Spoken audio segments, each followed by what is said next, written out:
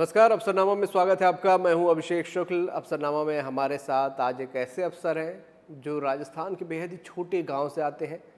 बहुत संघर्षपूर्ण उनका जीवन रहा है, करियर रहा है, बल्कि कहा जाए प्रेरणा देता है उनका करियर लोगों को।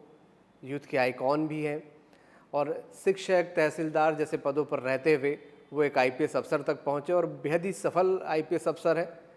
छत्तीसगढ़ के तमाम ज़िलों में रह चुके हैं, अपने काम से लोहा मनवा चुके हैं। मुलाकात करते हैं पुलिस महानिरीक्षक रतनलाल डांगी जी से। सर, बहुत बहुत स्वागत है आपका। Thank you. सर, आप सोशल मीडिया में तो छाए रहते हैं और एक्टिव भी रहते हैं। आप क्या कर रहे हैं वर्तमान में, ये लोगों को बहुत आसानी से फेसबुक के ज़रिए पता चल जाता है और आप इंस्पायर भी करते रहते हैं। लेकिन मैं चाहूँगा कि आप उन संघर्ष के दिनों से अपनी कहानी बताएं। कहाँ से आप आते हैं, कैसे आपकी स्कूलिंग हुई और कैसे यहाँ तक पहुँचने का आपका सफ़र रहा। सबसे पहले बताएं, कहाँ से रहने वाले हैं, कहाँ से स्कूलिंग हुई। देखिए, मेरा जो सफ़र है वो एक सरकारी स्कूल से शुरू हुआ था और मैं 12th क्लास तक के साइंस मैथ्स का एक स्टूडेंट रहा हूँ। उसके बाद जो परिस्थिति एक सामान्य परिवार की होती है, उसी कारण से मैंने जो है अपना ट्रेंड चेंज करके मैं टीचर्स बना करीब लगभग 6 साल टीचर रहा। देन सब इंस्पेक्टर, फिर तहसीलदार और फाइनली जो एक मेरा गोल था, मेरे फादर का एक सपना था कि एक बड़े अफसर बनना, और वो 2003 में आईपीएस तक पहुँचे थे। सफ़र थोड़ा लंबा था और कह सकते हैं कि संघर्षपूर्ण रहा, लेकिन जब आपका टारगेट मिलने के बाद सभी चीज़ें जो है वो आपको सुकून देती है और आप उस चीज़ को एक एंजॉय करते हैं। स्कूल में जब आप पढ़ते थे तब क्या आपका टारगेट सेट हो गया था? तब क्या आपके दिमाग में चलता था? फैमिली बैकग्राउंड किस तरीके से था? तब का आपको लगता था कि हाँ, इतनी बड़ी जगह मैं पहुंचूंगा या मुझे पहुंचना है? देखिए, स्कूल में आप जब तक पढ़ रहे हैं तब तक उतना आपको आइडिया नहीं रहता है, लेकिन जो मेरे फैमिली बैकग्राउंड से फादर जो है वो मजदूरी का काम करते थे, तो एक उनका संपर्क कई लोगों से रहता था जिनके यहाँ पर वो जो काम करते थे, तो बड़े अफसरों के यहाँ पर भी काम करते थे और लोगों से एक संपर्क उनका रहा है। तो जब वो चीज़ को आकर के घर में चर्चा करते थे कि बड़ा अफसर बनता है तो उसकी कितनी समाज में इज्जत होती है, हर आदमी सुनता भी है, तो एक उनकी बातों से लग रहा था कि वो अल्टीमेटली अपने बच्चों को कहना चाह रहे हैं कि आप लोगों को भी कुछ इस तरह से बनना चाहिए। और वो एक दिमाग में बैठा होता है कि जो परिस्थितियाँ कुछ भी रहे, लेकिन अपने को एक दिन बड़ा अफसर बनना ही है। और फाइनली जब हम 10th 11th के आसपास थे तो फिर कलेक्टर के बारे में, एसपी के बारे में सुना ही था, क्योंकि हमारा जो गांव है बिल्कुल रूरल एरियाज में है और प्राइमरी स्कूल ही रहा है, जहाँ पर कह सकते हैं कि हमारे गांव में जो लाइट है वो जब मैं 12th क्लास में पढ़ता तब लाइट आई थी। हम 10th क्लास तक या 11th तक तो पूरे जो चिमनी के जो है उसी से पढ़े हैं। तो ऐसे जगह में जो प्रशासनिक अधिकारी आना जाना कम रहते हैं, लेकिन जब आप किसी के बारे में सुनते हैं तो एक मन में रहता है और उसी को हम टारगेट लेके चले और फाइनली जो है 2003 में हम वहाँ तक पहुँच गए। आपने बताया कि पिता जैसे आपके मजदूरी किया करते थे, लेकिन आपको आगे पढ़ाने में या आपके भाई बहनों को भी पढ़ाने में बड़ा संघर्ष करना पड़ता है। डेफिनेटली भी एक मजदूर होगा तो क्या करेगा, और वो केवल अपना बच्चों का, परिवार का केवल पेट ही भर सकता है, पढ़ने का नहीं कर सकते हैं। तो टफ तो था ही, लेकिन जैसा माहौल रहता है उस हिसाब से एडजस्ट हो ही जाते हैं। और कहते हैं कि जितना थोड़ा टफ टाइम होता है आदमी उतना ही ज़्यादा मेहनत करता है। तो अब चूँकि जो राजस्थान आप जानते हैं डेजर्ट है, जहाँ टेम्परेचर भी 50 डिग्री तक जाता है, पानी नहीं मिलता है, तो टफनेस तो वहाँ पे आपके खून में है, आप मेहनत तो आपके खून में है, तो वो कोई दिक्कत नहीं होता है। और बस वो टारगेट आपको मिल जाए कि हमको वहाँ तक जाना है। तो फिर चूँकि हमने टीचर्स का जो है सर्विस ज्वाइन कर लिया, तो कोई फाइनेंशियली कोई प्रॉब्लम नहीं रहा कि जितना आपको पढ़ने के लिए चाहिए, जो बुक्स चाहिए वो आपको मिल ही रहा था, परिवार चलाने के लिए कोई दिक्कत नहीं था। तो ऐसे करके बस स्टॉपेज आए फाइनली। जैसे कोई जो ऐसे होता है ना कि जैसे बिलासपुर से किसी रायपुर जाना है तो बीच में बस रुकती रहती है, इसका मतलब नहीं कि आप वहीं उतर जाए। आपको जाना है तो फिर आपको बैठा ही रहना होगा, कहना मतलब आपको लगे ही रहना होगा कि हमको जो हमारा टारगेट है वहाँ तक पहुँचना है, चाहे कितने भी मुसीबत आए। यदि आप में पहुंचने की ललक है और आपको मतलब एक भूख है, तो आपको कोई नहीं रोक सकता है। कहते हैं ना कि मान लो कि आपका कोई ख़ास परिजन किसी हॉस्पिटल में एडमिट हो और आप शहर के बीच में से जा रहे हो, आपके चौक पे बहुत लंबी लाइन लगी है, रेड सिग्नल है, आप ये नहीं है कि वो अब चूँकि रेड सिग्नल हो गया नहीं जा सकते, घर चले जाएंगे, आप नहीं जाएंगे, आप एक गली ढूंढेंगे कि इधर से रास्ता जाता होगा, वहाँ जाएंगे, वहाँ आपको लगता है कि नहीं यहाँ भी ऑब्स्टेकल है, तो आप मतलब कुल मिलाकर के आपके सामने कितनी भी समस्या आए, कितना भी आपका ट्रैफिक रोका जाए, लेकिन फाइनली आप वहाँ पहुँचने के लिए हर रास्ता अपनाएंगे। आपको टाइम ज़रूर लगेगा, आपको थोड़ी कठिनाई होगी, लेकिन आपको क्योंकि वहाँ पहुँचना है तो फिर आप कठिनाइयों को, संघर्ष को भूल जाते हैं और वो केवल आपके दिमाग में वही रहता है। तो फाइनली कंपटीशन में भी ये रहता है कि उतार चढ़ाव आता रहता है, लेकिन जो खुशी आपकी सफलता मिलने के बाद जो मिलती है वो फिर ये जो आपका संघर्ष थोड़ा सा फीका पड़ जाता है। मैं वही जानना चाह रहा हूँ सर कि उस माहौल में क्या शुरुआत किसी सपने से होती है कि हाँ, मुझे आपके दिमाग में, जहन में भी कोई ऐसा वाकया, कुछ ऐसा रहा होगा कि आपने उस सपने को देखना शुरू किया और फिर उसके पीछे भागना शुरू किया? क्या बचपन में कुछ ऐसा हुआ या कुछ ऐसा इंसिडेंट नहीं, या कुछ एग्जैक्टली जैसे देखिए, आप किसी भी गांव में चले जाओ, किसी परिवार में कलेक्टर एसपी को तो लगभग सभी लोग जानते हैं। जी जी। और चूँकि रूरल एरियाज में वहाँ तक पहुँचना, चूँकि हमारा डिस्ट्रिक्ट हेडक्वार्टर से जो गांव है वो लगभग 170 किलोमीटर्स है, तो मुश्किल है। लेकिन जब मैं जॉब कर रहा था एज ए टीचर, तो मैंने पहली बार एक जो स्कूल जिसमें मैं पढ़ाता था वहाँ पर दूर से मैंने कलेक्टर को देखा था, रेड लाइट और एक एम्बेसडर गाड़ी, उसके साथ एक बंदा उतरता है, लगता है कि हाँ कुछ है। तब पहली इमेज जब आप पहली टीचर बने, इमेज जो है वो वहाँ तक बनी थी। और एक दो बार पहले भी जैसे कह सकते हैं कि 92 के आसपास की बात, जब हमारे शहर के आसपास ही एक कलेक्टर का मूवमेंट था और कुछ, क्योंकि वो जो समय जो 92 का सभी लोग जानते हैं कैसा था, तो उनके बारे में पढ़ा था पेपर में कि किस तरह से वो लोग चीज़ें को टैकल कर रहे हैं कलेक्टर स्पीच, तो रोल एक लगता है। तो लगता है कि हाँ, आपको यदि आप इस लेवल पे पहुँचेंगे तो ही लोग आपको पढ़ेंगे या आपके बारे में सोचेंगे, तो एक अंदर से आता है कि नहीं, अपने को कुछ करना चाहिए। तो जो सरकारी स्कूल का बैकग्राउंड था वो कहीं बाधा नहीं बना आपके? देखो, बाधा कहीं नहीं बनता है, बाधा चाहे सरकारी स्कूल हो। देखिए, आप सरकारी स्कूल में पढ़ करके भी बन सकते हैं और आप जो कॉन्वेंट स्कूल में पढ़ करके भी कुछ नहीं बन सकते, ये आपके ऊपर है। मैंने हमेशा जो है 2-3 महापुरुष है जिनकी मैं ऑटोबायोग्राफी या उनका स्ट्रगल पढ़ा। मैं सबसे ज़्यादा डॉक्टर B.R. अम्बेडकर साहब को, उनका संघर्ष के सामने मुझे नहीं लगता है कि किसी का संघर्ष होगा।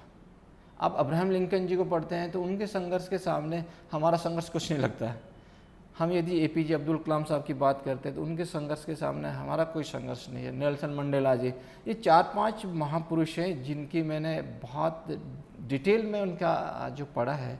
और मैं तो आपके माध्यम से कहना चाहूँगा कि जो भी इंसान या जो भी स्टूडेंट उसको लगता है कि मेरे पास कुछ नहीं है, मैं गरीब हूँ, मैं कुछ नहीं कर सकता, तो आपको बाबा साहब अम्बेडकर का जीवनी पढ़ना चाहिए, आपको अब्राहम लिंकन का पढ़ना चाहिए, आपको APJ अब्दुल कलाम साहब को पढ़ना चाहिए। आपके अंदर एक ऊर्जा आएगी, आपको एक मोटिवेशन मिलेगा कि वो उन परिस्थितियों में वो सब कुछ कर सकते हैं। डॉक्टर बाबा साहब अम्बेडकर के पास तो उस ज़माने उतनी डिग्रियां थी कि उनके समकक्ष इंडिया में कोई भी नहीं, किसी के पास नहीं थी। तो क्या उनके सामने गरीबी नहीं थी? उनके सामने तो बहुत सारी दूसरी समस्या भी, सामाजिक भी चीज़ें भी थी जी। तो जब वो महान व्यक्तित्व के लोग उस समय कर सकते, हम आज क्यों नहीं कर सकते? तो ये जो सरकारी स्कूल की बात करें, आप देखेंगे कि मोस्टली जितने भी ऑफिसर्स हैं मतलब 80-90% गवर्नमेंट स्कूल से पढ़े हुए आते हैं, क्योंकि वहाँ का जो माहौल, जो चीज़ें देखते हैं, अभी समय बदला अलग बात है, लेकिन आपको एक जनरेशन आप देखेंगे तो मोस्टली वहीं से आ रहे हैं। तो सरकारी स्कूलों का एक फ़ायदा कि वहाँ ट्रेन टीचर मिलेगा आपको। जो भी वहाँ पर जो नौकरी, जो आपको टीचर पढ़ाने आएगा वो बिल्कुल बाकायदा वेल क्वालिफाइड होगा, वो बहुत बड़ी परीक्षा पास करके आएगा, वो 2 साल की ट्रेनिंग करके आएगा, उसके पास एक्सपीरियंसड होगा। तो उससे मैं तो ये कहना चाहता हूँ कि हमको सरकारी स्कूल ने को कम नहीं आंकना चाहिए। एग्जैक्टली लोग वहीं से निकल रहे हैं। बिल्कुल सही कहा। छत्तीसगढ़ 2003 में छत्तीसगढ़ कैडर मिला, क्या उससे पहले छत्तीसगढ़ को लेकर कुछ इमेज आपके दिमाग में थी? क्योंकि आमतौर पे छत्तीसगढ़ की पहचान नक्सलवाद को लेकर ही है देश में। यहाँ जो खूबसूरती है या यहाँ के बारे में क्या नॉलेज थी आपको, क्या दिमाग में चल रहा था? देखिए, क्योंकि एक कंपटीशन की तैयारी कर रहे हैं, यूपीएससी की तैयारी कर रहे हैं, जब नया स्टेट बना तो उसके बारे में ज़रूर पढ़ते हैं कि ये इस स्टेट से अलग हुआ है, इस तरह के रिसोर्सेज है। कोई ज़्यादा मतलब इनके इस स्टेट के बारे में नहीं पढ़ा, क्योंकि 2000 के आसपास जो इसका फॉर्मेशन हुआ है, और तो वो कंपटीशन के हिसाब से जितना पढ़ सकते हैं पढ़े, और कार्डर मिलने के बाद इसके बारे में पढ़े तो ऐसा नहीं लगा। क्योंकि देखिए, हमारा ये मानना है कि जहाँ जो चैलेंज जहाँ मिलता है वहीं आपके लिए अपॉर्चुनिटी है। तो नक्सलवाद हो या दूसरी इश्यूज हैं, वो आपके लिए चैलेंज है, और वहाँ बेटर करते हैं, लोगों के लिए अच्छा करते हैं, तो आपके लिए एक कह सकते हैं कि अवसर रहता है और आप अच्छा कर सकते हैं वहाँ पर। नक्सल इलाकों में भी काफ़ी लंबा समय आपने बिताया है, किस तरीके से उससे टैकल करते थे? क्या उसको लेकर आपकी थ्योरी दिमाग में बनी है? कैसे उसका समाधान ढूंढा जाए? देखिए, नक्सलवाद के बारे में जो हम कंपटीशन की तैयारी कर रहे उस समय जो पढ़ रहे थे, वो एक उस समय एक अलग इमेज था कि ये लोग गरीबों के लिए लड़ रहे हैं या उनके राइट्स के लिए लड़ रहे हैं।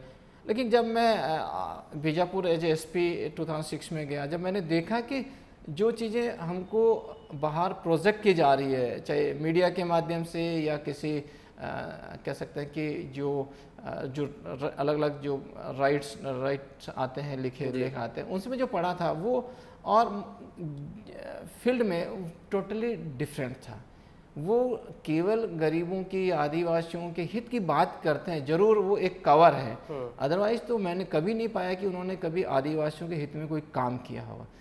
उन्होंने इतना ज़रूर किया है कि जहां आदिवासियों के बच्चे पढ़ते थे उन स्कूलों को उन्होंने डेमोलिश कर दिया, जिससे कि आदिवासी बिल्कुल निरक्षर रहें, अनपढ़ रहें।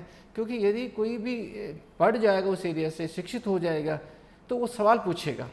वो मार्क्सवाद में और गांधीवाद में या दूसरी जो वाद है वो उसके बारे में सवाल पूछेगा।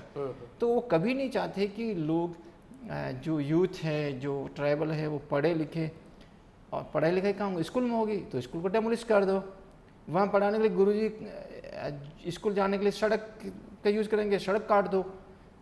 जो जहाँ पर, क्योंकि और आपको कम्युनिकेशन के लिए जैसे मान लो ये मोबाइल टावर है तो उनको उड़ा दो।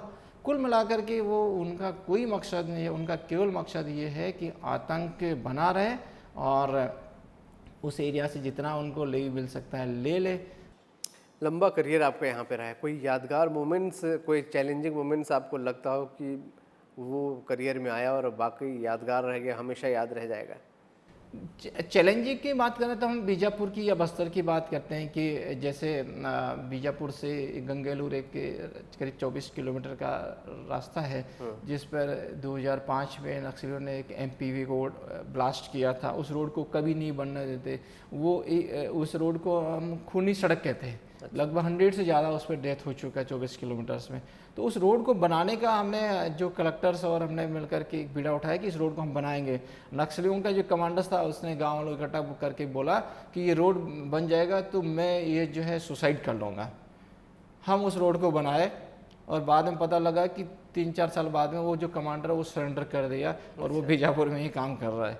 वो एक चैलेंज था। वैसे ही हमने बस्तर में जो एरियाज में एक लोहंडीगुड़ा ब्लॉक में एक ऐसा रोड जो पहाड़ियों को काट करके और जहाँ पर मतलब 30-35 गांव बिल्कुल अलग थे, वहाँ पर भी इस रोड को बनाना एक चैलेंजिंग काम था। और हमने पुलिस के संसाधनों की मदद से और प्रशासन की मदद से, पुलिस ने आगे होकर के गांव वालों को इकट्ठा किए। 5 लोगों से काम स्टार्ट किया, 500 लोगों तक काम किया और ऑनरेरी काम किया शुरू में, बाद में उनको पैसा दिया गया। तो इस तरह से कुछ चैलेंजेस थे और हमने जन सहयोग से उसको हमने सफल किया और उसका इतना इम्पैक्ट रहा कि सभी लोग जो है पुलिस के संपर्क में आए, उनको लगा कि हाँ पुलिस हमारे लिए है। आप जिस बैकग्राउंड से आते हैं काफ़ी कल्चरफुल है, टूरिज़्म वहाँ का सबसे इम्पोर्टेंट बिजनेस है, उसके कल्चर की हर जगह बात होती है। डिफरेंट कल्चर में आप आए, उसके बाद छत्तीसगढ़ में, दोनों की तुलना करते हैं, किस तरीके से पाते हैं आप दोनों में भिन्नताएं, समानताएं? वैसे देखो पूरे हिंदुस्तान में कोई ऐसा ज़्यादा भिन्नता नहीं है। मैं तो कहता हूँ कि छत्तीसगढ़िया सबले बढ़िया वाली बात है, क्योंकि हम पिछले 18-19 साल से इधर है। जी। कोई ज़्यादा डिफरेंस नहीं लगा, क्योंकि राजस्थान हिंदी स्पीकिंग स्टेट है, यहाँ पे स्टेट है, और बहुत सारे लोग जो है आप सोच देखे होंगे कि बिजनेस कम्युनिटी वहाँ से माइग्रेट होकर के कर रही है।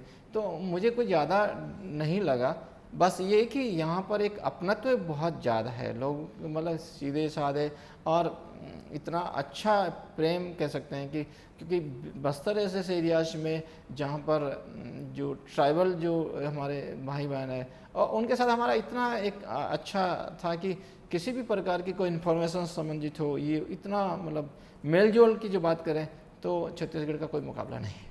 बिल्कुल कोई मुकाबला नहीं है। हम देखते हैं सोशल मीडिया पे भी आप काफ़ी एक्टिव रहते हैं, फिटनेस वगैरह के टिप्स आप देते रहते हैं, तो ये किस तरीके से जीवन शैली में इसे आपने ढाला है? क्योंकि आपकी फिटनेस देखकर वाकई अच्छे अच्छे भी शर्मा जाते होंगे।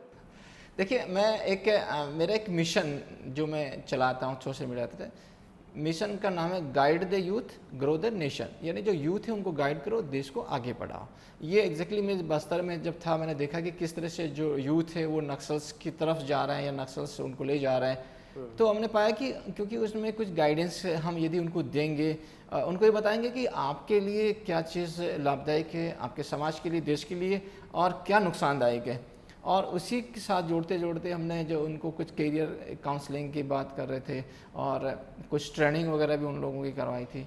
और उसके बाद मैंने रियलाइज़ किया कि चूँकि जो संघर्ष में करके आया, जो मैंने देखा है, वैसे बहुत सारे बच्चे इस तरह के संघर्ष करते हैं, और जैसे हमको कोई गाइडेंस नहीं मिला तो हमको थोड़ा टाइम लग गया आने में। तो यदि हम आज हमारे पास एक्सपीरियंस है तो हम उसको शेयर करें, जो यूथ है उनको बताएं कि किस तरह से आपको जो आगे बढ़ना है, आप कैसे कौन सा करियर आपके लिए अच्छा है। तो इसी को लेकर के मैंने ये मिशन स्टार्ट किया था, और उसी में मैं कुछ जो उनके से रिलेटेड कुछ आर्टिकल्स भी सोशल मीडिया के माध्यम से लिखते रहते हैं, और काफ़ी लोग उसको देखते भी हैं, पढ़ते भी हैं। लेकिन जो कोरोना का जो समय था मार्च 2020, उसके बाद चूँकि पूरा यूथ और हर परिवार आप देखे होंगे कि घर में ही सब कैद, एक तरह से कैद ही थे, डिप्रेशन था, फ्रस्ट्रेशन था, लड़ाई झगड़े हो रहे थे, बच्चे बड़े हॉस्टाइल हो रहे थे, पेरेंट्स के साथ झगड़ा कर रहे थे, डोमेस्टिक वायलेंस बढ़ रहा था, हमारे पुलिस कंट्रोल रूम में इतने फोन्स आ रहे थे कि किस तरह से जो है परिवारों के अंदर इस तरह के माहौल बन रहा है। तो उस समय मैंने सोचा कि क्या किया जाए कि जिससे कि चूँकि नेचुरली जो सीनियर ऑफिसर्स होता है उसको उसकी हर एक्टिविटी को हर व्यक्ति देखता है, फॉलो भी करता है। बिल्कुल। तो मैंने सोचा कि क्यों नहीं हम योगा एक्सरसाइज की तरफ थोड़ा सा ध्यान दें, जो अपने लिए भी फ़ायदा है और जो हमको फॉलो करता है वो भी करेगा। तो एग्जैक्टली जो फ्रस्ट्रेशन या टेंशन या वो एक तरह की एनर्जी है, बॉडी में एनर्जी है, उस एनर्जी को यदि हम एडजस्ट कर दें, कहीं निकाल दें, तो वो फिर कूल डाउन हो जाती है। तो फिर इसलिए योगा वगैरह स्टार्ट किए, फिजिकल एक्सरसाइज स्टार्ट किए, और जब से स्टार्ट किए तब से फिर मैं करते ही गया, और आज इस लेवल पे पहुंच गया कि उसको बहुत सारे लोग लाइक कर रहे हैं और वो उसको वैसा करने की कोशिश कर रहे हैं। पर सर यूथ आजकल हम देखते हैं कि बहुत जल्दी हार मानने लगा है। आपने बताया एक लंबा संघर्ष आपने देखा है, शायद उस जगह पर यहाँ तक पहुँचने का सपना भी कोई नहीं देख पाता हो, बहुत सारी परेशानियाँ थी। यूथ आजकल छोटी छोटी परेशानियों में हार जाता है, निराश हो जाता है, कई बार सुसाइड आप का जो अटेम्प्ट कह रहे भी हैं वो हमने सही देखा है कि बहुत बार वो थोड़ा डिप्रेशन में जाता है, हार मान लेता है। लेकिन मैं कहना चाहता हूँ पूरे यूथ को जो सुन रहे हैं, उनके पेरेंट्स को, कि हार नहीं मानना चाहिए। आप हो सकता है आपकी स्पीड कम हो सकती है, लेकिन रुकना नहीं है अपने को।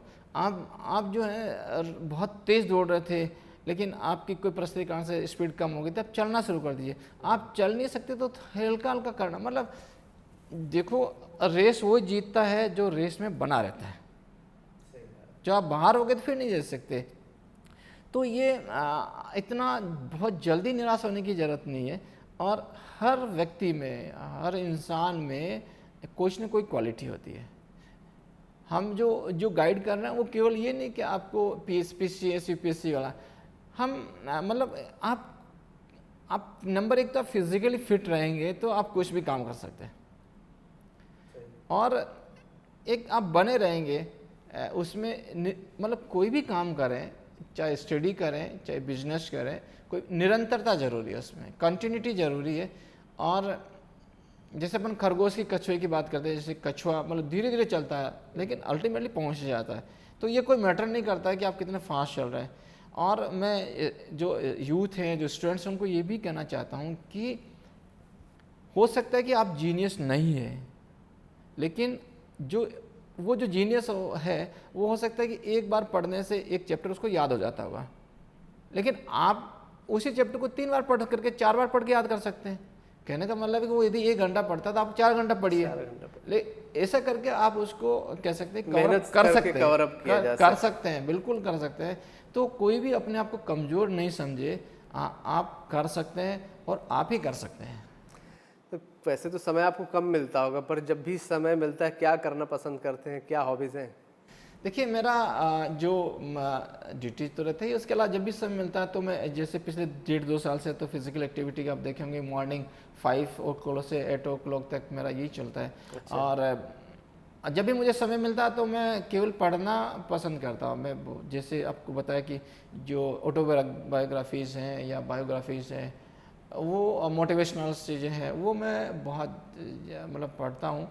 और फिर उसके बाद इस तरह की एक्टिविटी मतलब कोई कहीं ना कहीं अपने आप को बिजी रखते हैं, जिससे कि और जो नॉलेज हम एक्वायर करते हैं हम फिर उसको बांट देते हैं, जिससे कि लोगों को फ़ायदा हो, बच्चों को फ़ायदा हो। लोकगीत तो बचपन से आप सुनते भी रहे होंगे, गुनगुनाते भी रहते होंगे अक्सर जब भी समय मिलता हो। क्या कोई याद आता है राजस्थानी फोक सॉन्ग जो गुनगुनाते हो, दिल के करीब हो आप? वैसे वो सॉन्ग ऐसा रहता है कि आपको सुनने में अच्छा लगता है। एग्जैक्टली मैं गा तो नहीं सकता, लेकिन ये है कि मैं यहाँ पर भी कई बार, आजकल तो यूट्यूब अवेलेबल है, आप लगाओ बच्चों के साथ सुने तो उसका जो म्यूज़िक होता है और एक बहुत ही रियली अच्छा लगता है। लेकिन जब से मैं आजकल जैसे यहाँ छत्तीसगढ़ में आने के बाद में भी यहाँ के भी सुनते तो वो भी इतना अच्छा लगने लग गया। तो उससे कल्चर सब जगह इंडिया का तो अब मतलब कह सकते हैं कि अलग अलग तरह का है, और लेकिन सबका एक अपना एक आनंद आता है सभी चीज़ों का। टूरिज़्म वहाँ पे बहुत इम्पोर्टेंट रोल निभाता है राजस्थान में, और हम भी छत्तीसगढ़ में मानते हैं कि यहाँ पे काफ़ी कुछ ऐसी जगह है घूमने लायक है, अनटच जगह है, जिसको अगर एक्सप्लोर किया जाए तो छत्तीसगढ़ की जो नक्सल वाली इमेज है वो बदला जा सकता है। वो किस देखो तरीके से? छत्तीसगढ़ में वास्तव में इतने स्पोर्ट हैं, हम यदि झरने की बात करें, जंगल की बात करें, नक्सल्स का वो हमने उसको बहुत ज़्यादा मतलब कह सकते हैं कि बहुत ज़्यादा दिखाया गया। अदरवाइज़ तो जो छत्तीसगढ़ में रहने वाले लोग हैं या जो नौकरी, उनसे पूछो तो नहीं, आप मान लो बस्तर कुछ एरियाज को छोड़ दो, अदरवाइज तो वहाँ से लगा कर आप कहाँ पर नक्सल आपको देखें। लेकिन चूंकि इमेज इस तरह का किसी भी माध्यम से इस तरह से चढ़ा गया, जबकि इसकी जो खूबसूरती है उसको कभी लोगों के सामने आया ही नहीं है, या कह सकते कि दिखाया भी नहीं गया। मैं तो छत्तीसगढ़ के बता रहा हूँ, रामानुजगंज से लगा के कोंटा तक, रायगढ़ से राजनांदगांव के लगभग सभी ज़िलों में किसी न किसी मतलब हैसियत से रहा हूँ और हूँ अभी। तो मैंने देखा है कि किस तरह से वैरायटीज़ हैं टूरिज्म के पॉइंट ऑफ व्यू से, कितने अभयारण्य हैं, कितनी नदियाँ हैं, कितने झरने हैं। तो बहुत अच्छी जगह है, और मतलब इसको हम यदि डेवलप करें, लोगों को इस तरह करेंगे तो बहुत अच्छा मतलब हो सकता है। सब फ्यूचर प्लानिंग क्या आपने कुछ सोच के रखी है कि अभी तो लंबा करियर बचा है तो क्या करना है भविष्य में? कुछ और प्लानिंग आपने की हो अपनी पर्सनल लाइफ को लेकर या करियर को लेकर कि अभी ये करना बाकी है, करने की इच्छा मन में? नहीं, अब देखिए अभी तो ये जिस प्रोफेशन में हम हैं वो भी अभी लंबा करीब 12-13 साल का इसमें है, और चूँकि हमने जो हॉबी डेवलप किया है, तो दूसरा कि मैं चाहता हूँ कि जिस तरह से हम यूथ को भी गाइड करें वो हमारा प्रोसेस आगे तक चलता रहे। और अब चूँकि मेरी पढ़ने में मेरी रुचि रही है तो मैं एकेडमिक की तरफ जाना कि मेरा एक रुझान है, और इन फ्यूचर मेरा ये रहेगा कि मैं पीएचडी भी करूं और कुछ दूसरे डिग्रीज भी लूं। तो बस अच्छे मोटिवेटर भी हैं। हाँ अच्छे, बस मैं उसी फील्ड में जाना चाहता हूं। जैसे मैंने बोला ना कि बांटने से बढ़ता है, तो मैं उसी तरफ जाना चाहता हूं कि जिससे बहुत सारे लोगों को कोई ना कोई फ़ायदा हो। आपका इस ईश्वर ने आपको इस धरती पे भेजा तो आपकी सार्थकता होनी चाहिए, किसी को मतलब आपसे कुछ सीखने को मिलना चाहिए, वो मैं कोशिश करूँगा। बिल्कुल सर, हमसे बात की आपने, बहुत बहुत अच्छा लगा हमको और उम्मीद करते हैं आपको भी मज़ा आया होगा। चलिए, थैंक यू। बहुत बहुत शुक्रिया आपका। तो हमारे साथ मौजूद थे रतनलाल डांगी जी। बड़ा गज़ब का अनुभव उनका है, अध्यात्म के भी करीब हैं, किताबों के भी साथ मित्रता रखते हैं, पुलिस की नौकरी में भी नक्सलियों से भी लोहा लिया और समाज के लिए भी काफ़ी कुछ करते हैं, यूथ को भी लगातार मोटिवेट करते हैं। मल्टीटास्किंग पर्सनैलिटी हैं और आगे भी इसी तरह यूथ को मोटिवेट करना चाहते हैं। हमारी बहुत सारी शुभकामनाएं उनके साथ हैं कि वो अपने काम में ज़रूर आगे भी सफल हों। तो अफसरनामा में आज इतना ही, अगली बार फिर मुलाकात किसी अधिकारी के साथ, तब तक दीजिए इजाज़त।